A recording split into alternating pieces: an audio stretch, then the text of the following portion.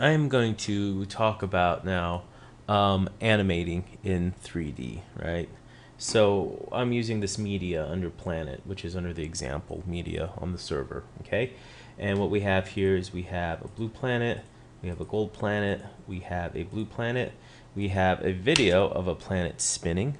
That's going to help give us the illusion that this is in 3D. And of course we have the space behind it, right? So the first thing I'm going to do is I'm going to put all of these in 3D, just like that, right? And now with this QuickTime movie here, right, I have a black box around here. I am going to use the ellipse tool here to make a mask. So I can just make this a planet, right? I'm going to go ahead and adjust this mask in here. It's just a normal mask that we have done before on other things. I'm just using this rectangle tool to execute the mask. Okay. Doesn't have to be perfect. This isn't about masking. This is about 3D.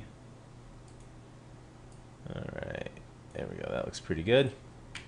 Alright, so we got the rotating ball there, right?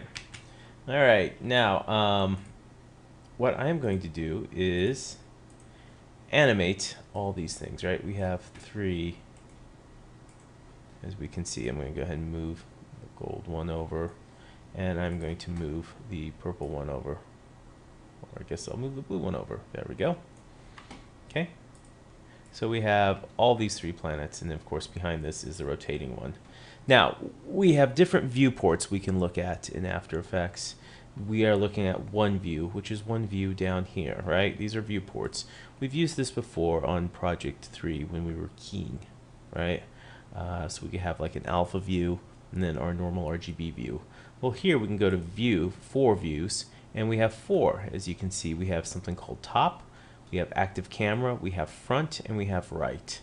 Now, we will get into active cameras here in a bit, but for now, because we don't have a camera on here, the active view and the front are going to remain the same. What are different is the right and the top. Now, if we take this purple planet, the top planet here, as you can see, we start getting those axes that we looked at, right? Here on the top, front, and right. Okay? Now, as you can see, they look a little bit different because it's the top. We're the top looking down, right? We're looking at it on the right. So, if we're going to animate this planet, and I'm just going to animate one planet at a time, okay, I can, if I want to, transform, hit position, right? And I'm going to want the planet to be out in front a little ways, right? So as you can see, we're moving out in front of the planet. This is the baseline where everything is, right? Here it is here, and we're going to rotate the planet around this way, okay? So I'm going to put this down here. I'm going to move this to 1 second because I'm thinking 4 seconds. 1, 2, 3, 4, right? And he'll get back to the start at the end of 4. So I'm going to move this over and move it back. Now, as you can see, when I move it too far back, it disappears. Why is that? It's because of this layer right here, right? This is the background layer. It's covering everything up. So with the background layer, what I'm going to have to do is push the background layer way back, and I'm going to have to scale it up a bit so I can, there we go, so I can cover all the black areas. All right, so now I'm having the motion here of, let's get back to this, there we go, for 1 second, we're back to this blue planet. Here at 2 seconds, we can move it over, back, all right? 3 seconds, over and up, and 4 seconds all the way over here in front, right? So what do I have now if I watch this? If I watch it, I have the planet moving around just like that, right, in 3D space. If I scroll, right, if I scroll this thing, we can see it moving on the top, moving it around in 3D space, right? Now, if you're working on your own, go ahead and do it with the other planets.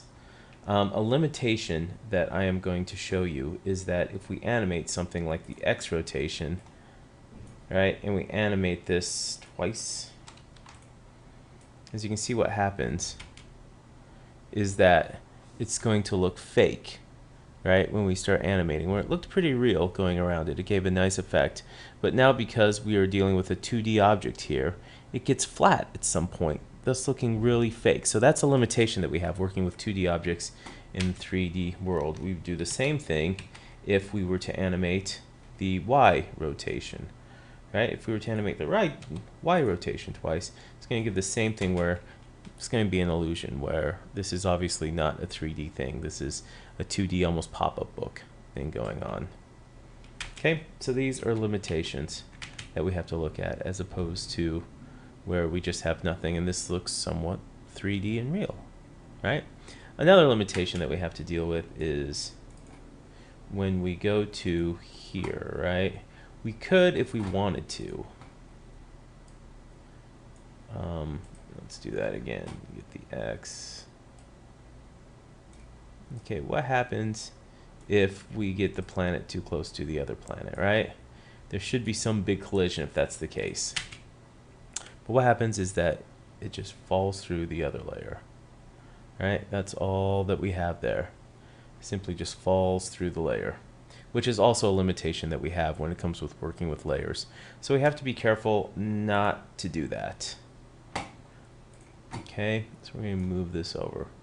Finally, I want to talk about the motion path. As you can see, the motion path isn't really a straight circle or ellipse anyway. We can change this around by using these directional lines here to make it look more like an ellipse, right? More like a track that's going around. And that could give for a little bit more realistic movement of the planet in orbit. So that covers animation of 3D. The viewports, how to get there. We can always go back to one viewport and watch our piece as well, right? How to look at the viewports for animation, dealing with the motion path, and of course the limitations of 3D, which includes the X and Y rotation, where it starts to look flat, as well as layers interacting with themselves.